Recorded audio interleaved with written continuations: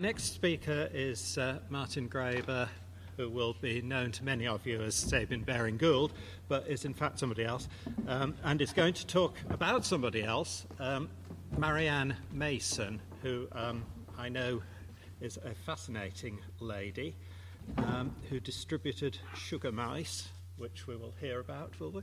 We will. We will hear. We'll so indeed. That will explain the title. Martin. Good afternoon. Interest in the collection and publication of English traditional song grew by fits and starts during the 19th century. I should perhaps say that in studying the early song collectors, I do find it helpful to think in terms of the long 19th century, favoured by some historians and encompassing the years 1789 to 1914, or 1917 if you're American. There was, in fact, rather a slow start. Joseph Ritson's collecting and publishing career was already well underway at the beginning of the period, but it's not until the 1820s that we see any new activity, though we're now starting to notice some collections made orally. But after the collapse of the Percy Society in 1852, things slowed down for some years. Then, in 1877, a young woman, Marianne Mason, published Nursery Rhymes and Country Songs. David Gregory has described her book as the swallow that ushered in the summer. That is to say, the late Victorian folk song revival. The title of the book does not do full justice to the content, since the book includes a number of traditional songs, especially since, with the permission and encouragement of the Broadwood family, she included several of the songs from John Broadwood's collection, so making them available to the general public for the first time. Mason's collection, like Broadwood's, had been made orally. Now, I've had a copy of Marianne Mason's book on my shelves for several years, but I'd not studied it in any detail. I was aware that Sabin Baring-Gould had been in contact with her early in his collecting years, but it was not until I came to look at this relationship more closely that I realized how little had been written about Miss Mason and her song collecting activities. My search for her did take a rather roundabout route, since my first discovery was in the Lindley Library of the Royal Horticultural Society, where an obituary in their journal led me to some articles by her about another of her collecting activities, the discovery of new plant species in South Africa. On a visit to the BBC gardening show, I met the owner of the nursery that now operates in the garden that Mason created in Nottinghamshire, and she was able to give me a contact for the current generation of the Mason family. But the most important discovery was that of the Mason family papers in the Nottinghamshire archive, which included the draft of an unpublished autobiography, A Pioneering Life. Now, this talk is a prequel to the more detailed article that I've written for the Folk Music Journal to be published at the end of the year, and I'll leave a lot of the detailed information for that publication. So today, I'll pick out some of the highlights of the life and work of this fascinating woman and take the opportunity to show you a few things that David wouldn't allow me to put in the article. Marianne Harriet Mason was born in Marylebone, London on the 19th of February 1845, the first of the 7 children of George and Marianne Atherton Mason. When she was 4, the family moved to live with her mother's parents at Larne in Carmarthenshire. Her maternal grandfather, Colonel Joseph Mitford, came from the aristocratic Northumbrian family of that name. At Larne, she enjoyed an idyllic childhood by the sea, exploring the beaches and the surrounding coastline. And it was at this time that she heard the first of the songs that she would later include in her book. She wrote, "Our nurses had good voices and sang well naturally. Our donkey boy sang with them when they walked beside the donkey which carried 2 of my brothers in a Spanish saddle, while I, being the eldest, sat on a pad strapped behind. Thus I learned Welsh folk songs such as The Cutty Wren, Sally and the Sailor, The Seeds of Love, and others some of which I published in Nursery Rhymes and Country Songs in 1877. Both her mother and grandmother were musical, and under her grandmother's direction she became a promising pianist. All that work was undone, however, when she was put in the care of a governess who would not allow her to play unless she was present, and then never from memory. As a result, she never reached a high standard of performance. Marianne could not, though, be prevented from singing whenever she was out walking or in private moments at home. As she grew older, she was allowed singing lessons, and her great ambition was to become a professional singer. Her parents, however, would not hear of such a thing. "We don't want you to earn your living," they said. Opportunities to sing in drawing room concerts and local events were, though, grasped eagerly. At the age of 32, she damaged her voice by singing too much while she had an infection and could no longer sing. The subject was still painful in 1925 when she wrote, "It was and still is like losing half of oneself. To feel the song inside one and to fail in bringing it out is like trying to run with a broken leg." It was after this that she compiled her collection of songs. George Mason had built a new home for the family, Morton Hall near Retford. While a house was under construction, the family spent 2 years in Switzerland, where Mason became interested in alpine plants, on which she soon became an authority, writing magazine articles and giving advice to aristocratic gardeners who wished to create a rockery. She designed a rock garden for Morton Hall, causing hundreds of tons of stone to be moved in order to create it. Her main occupation now, however, became the welfare of needy children, particularly those boarded out from the workhouse and placed in foster homes. Her work as the voluntary supervisor of the Poor Law Boarding Out Committees in Nottinghamshire came to the notice of the local government board, and she was appointed Inspector of Boarded Out Children for England and Wales. This was the first appointment of a woman to a senior post in the civil service. Mason continued in this role for 25 years, travelling all over England to visit 300 or 400 children each year, often in isolated country locations or in the poorest parts of towns. She would inspect each child carefully, insisting on removing their shoes and socks, since she believed that the feet revealed much about the treatment the child had received. She was also alive to the tricks of foster parents who dressed children up for the inspection or who moved them temporarily out of substandard accommodation. Every child was rewarded with a sugar mouse, bought directly from the manufacturer by the gross in 3 colours, white, pink and brown, and with string tails. She kept notes on each of the children she visited and stayed in contact with many of them into adulthood, often helping them to find work and housing in later life. She believed that inspection by officials from central government was essential to securing proper treatment for the children. At this time, many children were boarded out privately by individuals, mostly unmarried mothers or those who had befriended them. There were, though, some horrific cases of baby farming, notably that of Amelia Dyer of Reading, who drowned the children she was supposed to be caring for in the Thames. Mason made recommendations to government that led to legislation that laid the foundation for child protection in the following years. Marianne Mason had a number of interests that she managed to fit around her work.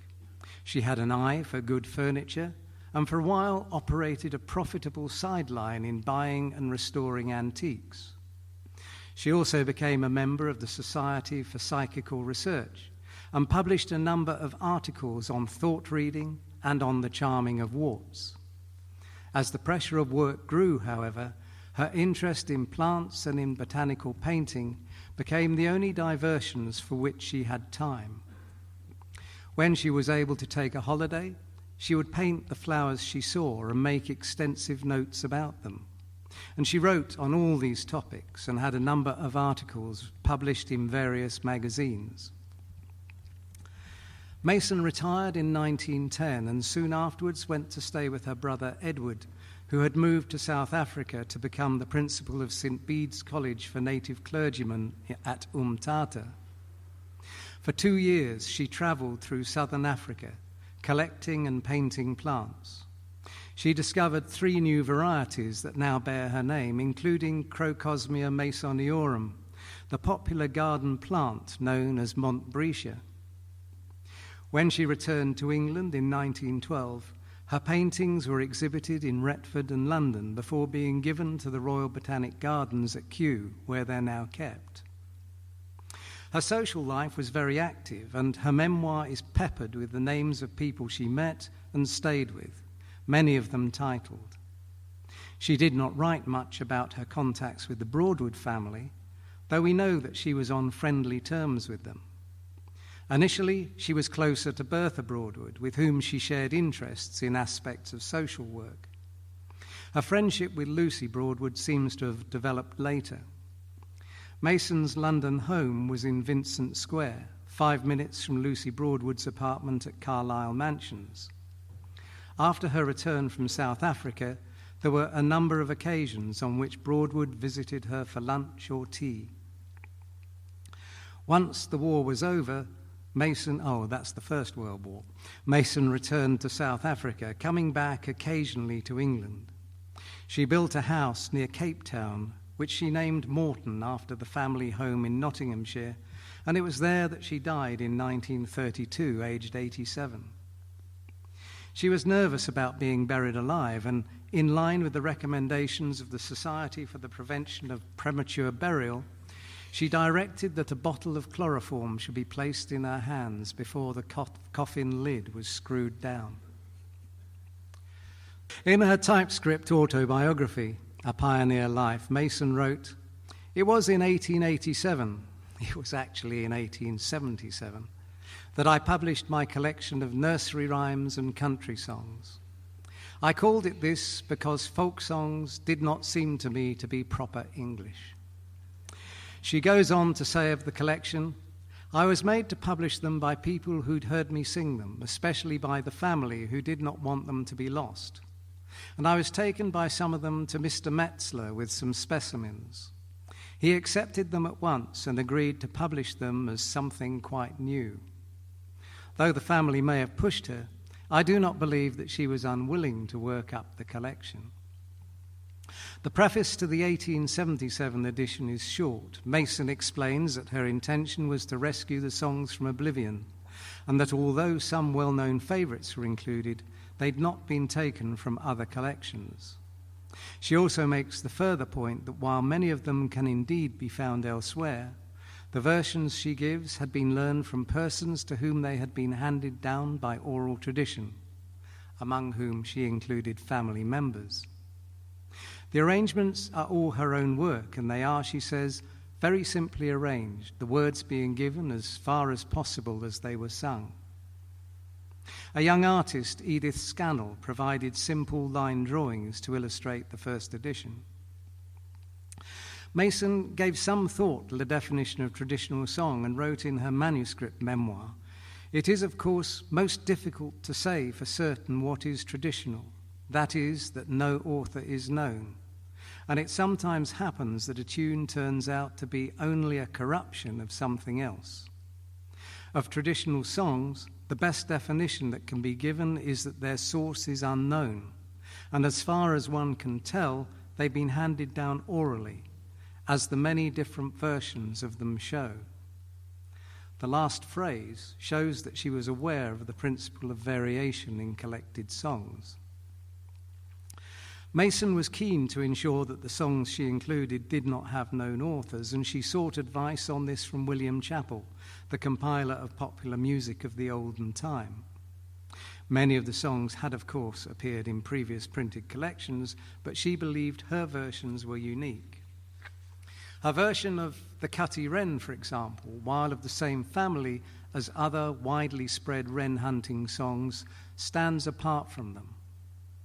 Mason's text, set to the tune for Green Bushes collected by Cecil Sharp, was taken up by Bert Lloyd as a medieval protest song, and this has become the version most frequently performed by revival singers. The last 6 songs in the book were reprinted from the collection published for private circulation by Lucy Broadwood's uncle, the Reverend John Broadwood, in 1847. Mason had been given this book by Bertha Broadwood, Lucy's elder sister, with a suggestion that she might like to make some of the songs collected by her uncle available to a wider audience. A footnote to the first of these songs, A Sweet Country Life, acknowledges Mason's debt to Henry Fowler Broadwood, Bertha and Lucy's father, for permission to include them. In her Guide to English Folk Song Collections, Margaret Dean Smith is rather dismissive of the book. She says, "The arrangement for pianoforte, the prettification by illustrations to please a lay public or purchasers of children's books seems to be applied here to folk song, apart from carols, for the first, but unfortunately not the last time." She does, however, recognise that some of the songs included, such as Lay the Bent to the Bonny Broom and Go No More a-Rushing, are of value. The emphasis on nursery rhymes in the title ensured that most reviewers would place the book firmly in the genre of children's literature.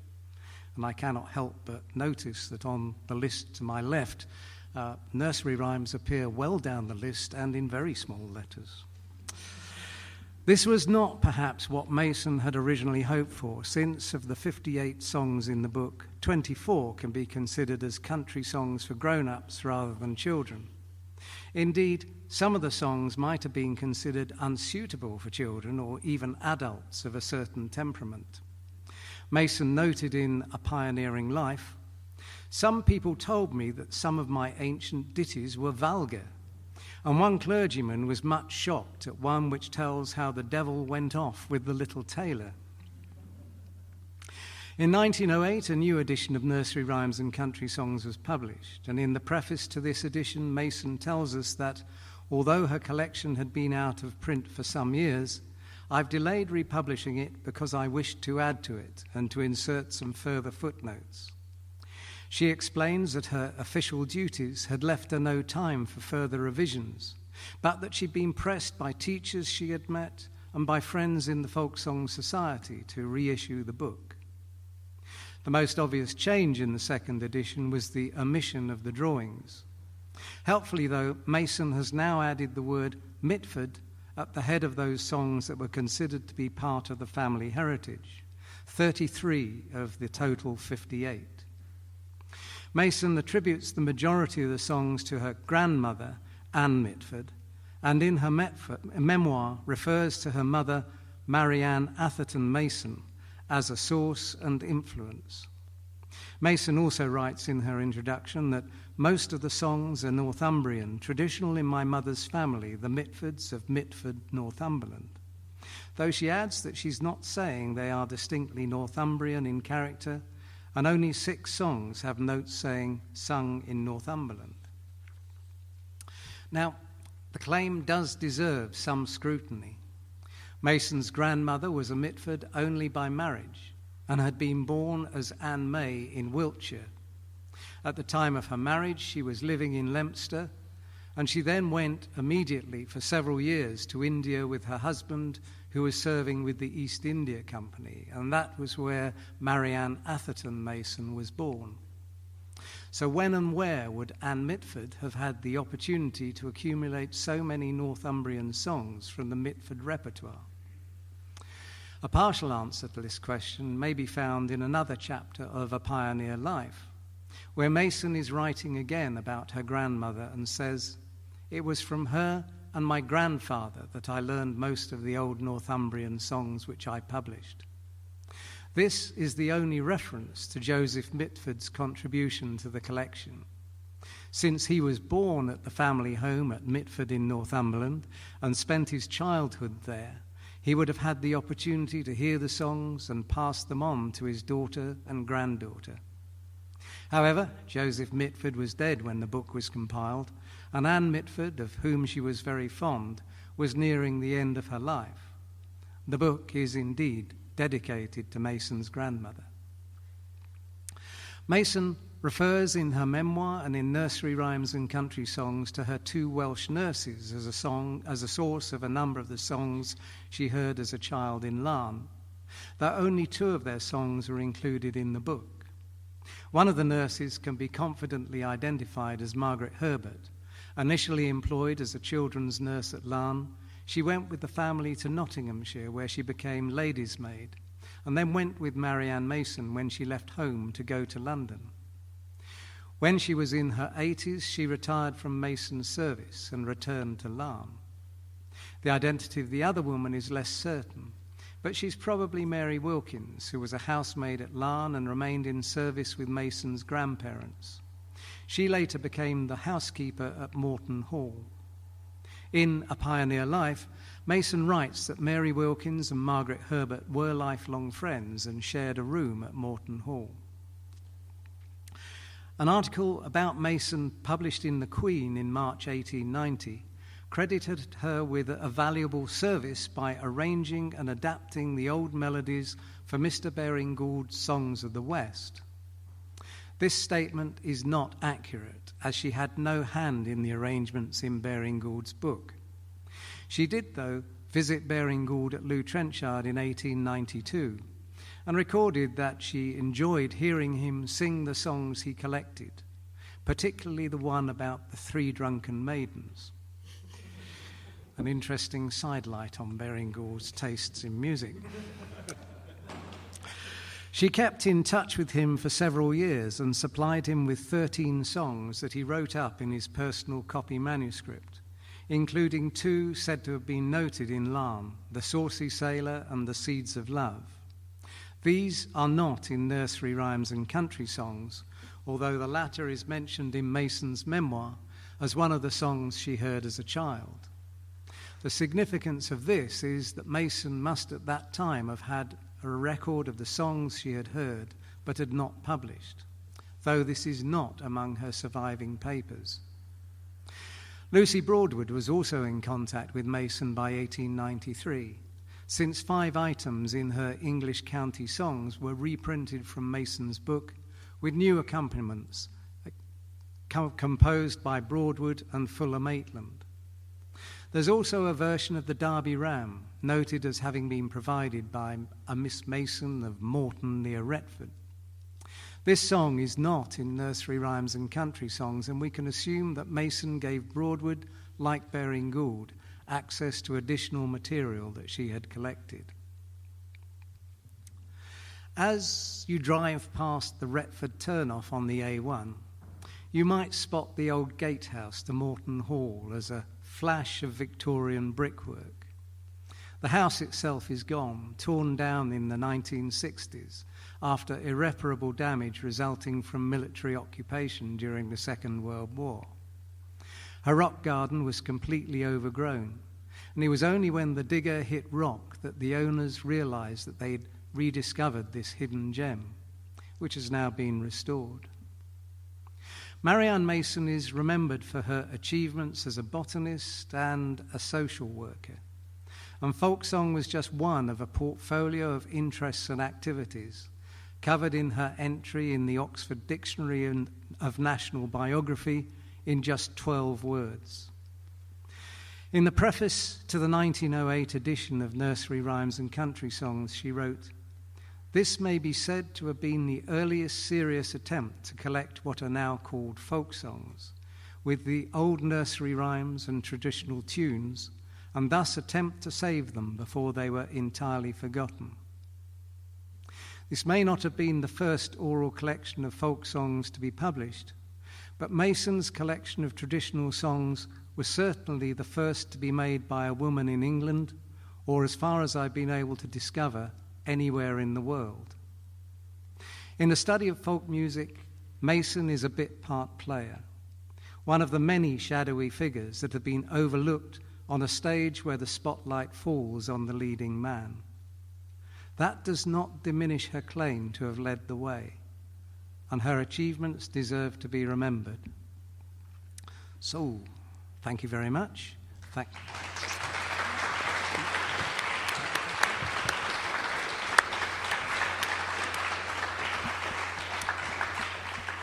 Thank you to Sian for pressing the button. Time for a quick question or comment or two. If anybody has anything pressing to say.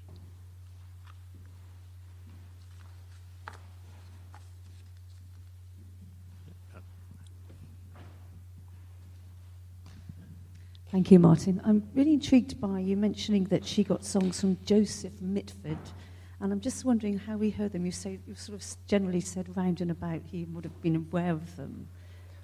Sorry?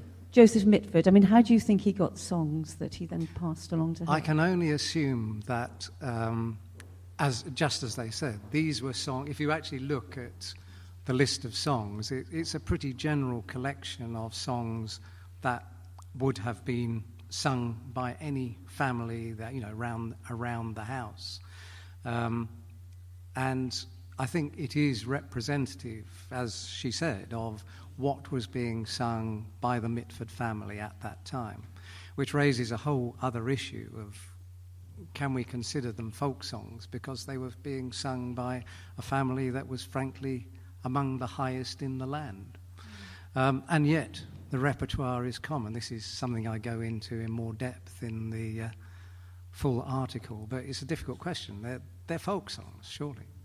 I'm just wondering about the role of nurses and nannies in this, which, may be a contributory factor. Certainly, there's plenty of evidence that families of that kind got their songs. Again, we know from the Waring sisters, Edith Waring and her sister Emma, Sister Emma of Clewar and Lady Lethbridge, who gave songs to Baring Gould, that their songs came from way back when they were taught by a nurse to the great-grandmother of the family. So yes, plenty of evidence that the nurses played a very big part in getting the songs into the repertoires and what was sung by the families for whom they worked. Thank you. Very interesting question. Just ever so quickly, thank you ever so much. The gender thing to do with Baring Gould and Miss Mason, did he ever take her out to meet James Parsons or even some of the female contributors that he collected from or not, or did they stay in the vicarage and have a nice time? I suspect that at that time she mainly enjoyed the comforts of Loo House. I don't know how long she was actually there. Her record of the meeting is very slight compared with Lucy Broadwood's detailed diary, but I don't think they actually went out collecting songs together.